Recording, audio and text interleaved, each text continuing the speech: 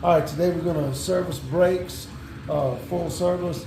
We've already rebuilt the system, and I just put in brand new brake pads. I filed the brake pads so that wheel's easier to get on and off. If you have to change it during the race, first thing I do is I take my air vacuum, brake vacuum, and I suck all the fluid out, just like this. All the fluid's out of there. And then we'll come here and I'm going to crack the valve and suck it out of line. And I just like to put my hand over the top of it like this to get it sucking. That's good. And it sucks all out of there. Make it suction on my hand. That lets us know that all the fluid is out of it. Vacuum on. We only use Redline RL 600. I like the 600 over the 660. I think they have, and I think they have a 700. I just know that 600 has always worked since the beginning of time, so that's what I prefer to put in there. So actually, I'm going to get a brand new one.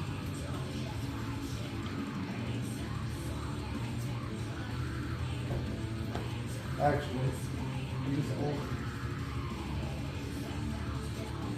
So Redline just came out with this smaller, different feeling bottle, no different, just a different packaging, same as what we used before. So anyway, it's gonna get a little loud for a second, so this is what I do. Turn the vacuum on, I open this sucker up, like that, where it's sucking. Right now it's just sucking straight air. And we can fill him up.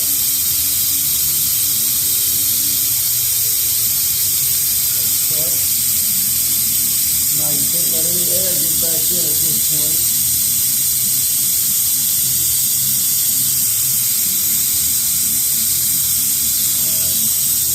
Now, let's turn it off for me.